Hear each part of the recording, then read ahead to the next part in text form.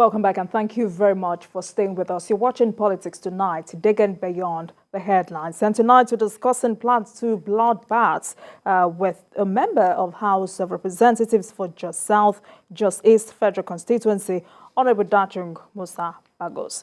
All right, Honorable, earlier you talked about policing ourselves and you were quoted as advising the people to arm and defend themselves. Now, don't you think this will only worsen things? Don't I think what? You were quoted as advising the people to arm and defend themselves. So I'm asking, don't you think this will only worsen things?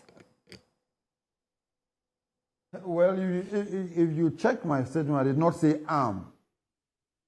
I just say defend. I have my house. I protect and I defend my house with a gate. I have my own dog. And I have my own security personnel, a private security personnel.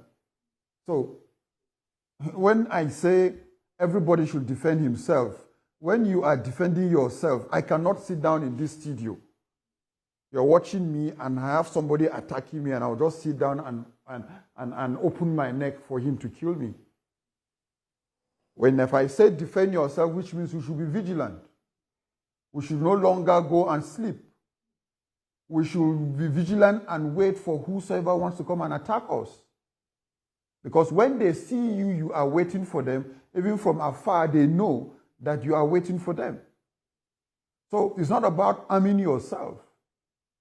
As a Christian, the Bible told me that I should be as wise as a serpent and gentle as a dove.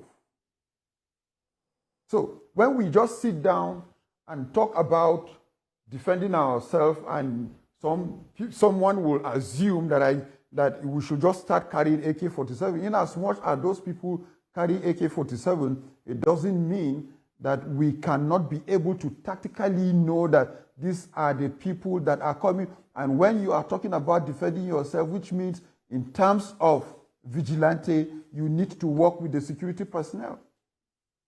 When we have the number of the security personnel we need within our environment, it is our defending ourselves. What happened in the Northeast, the civilian JTF, it's civilian defense. The civilian JTF were not military personnel.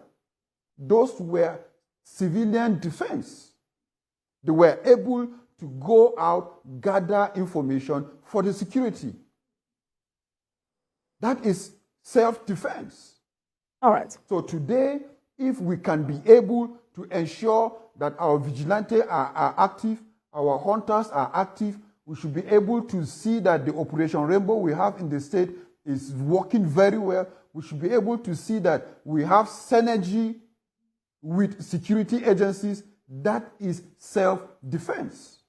Because what Constitution says in Section 32 to 33, 33, 18 to 20, it says that we have the right to livelihood and on our own lives and property.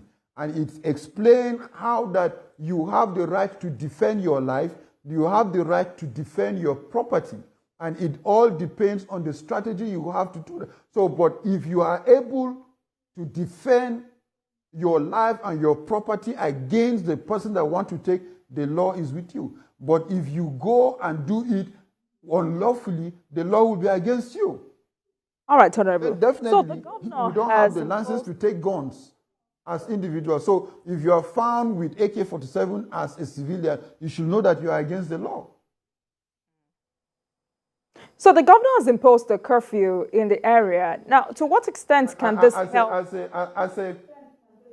As someone with faith, I can quote the Bible in the sense that when David defeated Goliath, Goliath as a soldier has a sword, but David had no sword, but he defeated Goliath.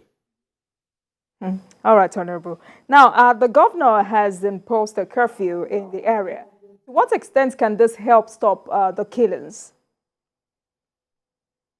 Well, the curfew usually ensure that people are calm, giving people confidence. And whenever there is curfew in any form and in any society, the persons you see within the streets are security personnel. So in such situation, if anything happens again, which means the security personnel that are supposed to have guarded the people should be held responsible. So the curfew is to be able to put people in check that please stay put, we want to take action. And doing that, what the governor has been able to do, that everybody should stay where he is, the security should be able to take charge. That's what curfew means. So the security are parading and are looking at every environment, every corner, and when everybody is within his own domain, the security will know and be able to dictate any movement easily. And if you're supposed to be within your own compound and the security are parading and looking for suspects or trying to control the situation, they see you outside, you will be a suspect. So the issue of the curfew is to be able to how to foster law and order and to be able to foresee who likely will be the suspect. All right, then. I mean, Governor Mofwang is less than 2 months in office and sadly facing such challenge. But what impact do you think this will have on his administration? Well, he's a very intelligent and experienced man that's ready for any challenge at any point in time. These issues will not stop. Governance must continue. Governance must continue. I can recall during the Jang era, every year he ran his entire 8 years with one crisis or the other, but he came out as one of the best governors in terms of infrastructural development, in terms of human capital development. His rating was very high. So while this is going on, this is one of the challenges of governance. And I'm very positive and very sure that His Excellency Barrister Caleb Mutfwang will be able to do justice in as much as he is working day and night to ensure that Plateau people are peaceful. He will not allow the issue of insecurity to stop him from giving dividends of democracy to the people of Plateau State in terms of infrastructural development, human capital development, and looking at the education. And when you see, even despite with the curfew in Mangu, people that are writing their NECO, he was able to make arrangement for them to write their NECO effectively. So NYSC, the NYSC camp, which is located in Mangu, he has relocated the NYSC camp to another big location within the city center. So he is working. The issue of insecurity will not stop him. He is doing verifications on daily basis to be able to pay the backlog of salaries. Today, he just received a report of what has happened in the state in the past 8 years in terms of the debt profile and so on. So he is working on daily basis to see how we can address these issues and at the same time to be able to provide and give Plateau people dividends of democracy. One thing we know, we don't want to take it as a mark that because the PDP is now in power, no. We want to take it as a mark that this is another challenge that the PDP administration need to overcome and give people of Plateau State the hope, because we seek for this position and we need to look for solution to be able to build hope in the hearts of people of Plateau State that we can do this, we can give them what we had promised them during campaign. This will not deter the governor or any of us that have been voted into power, but rather this will open our eyes and our horizon to see that we should be able to think out of the box to do the right thing. All right. So as a ranking member of the House of Reps, how are you collaborating with other lawmakers to solve the security challenges?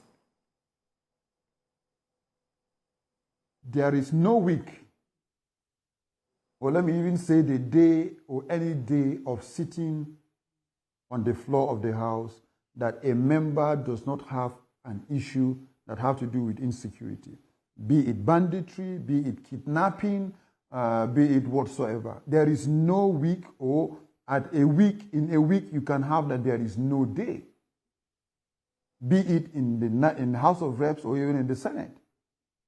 So this is an issue that has disturbed and is worrying each and every member.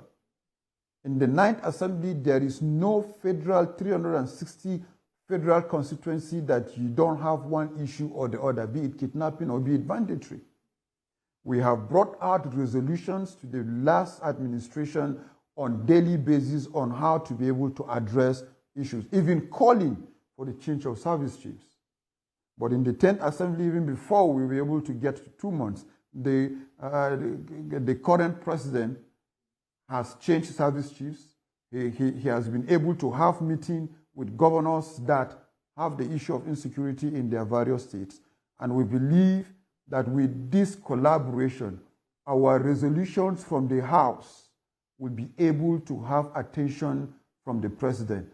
Having the chief of staff who is and was our former speaker and leader, who on daily basis, it is tears, only tears that he was not be able to shed physically, but he shared it within himself, and he has discussed it that this is what has been disturbing him. Now that he is with the executive, we are very positive that our cry that he has had in the past 4 years, he will not allow it to get into the next 4 years.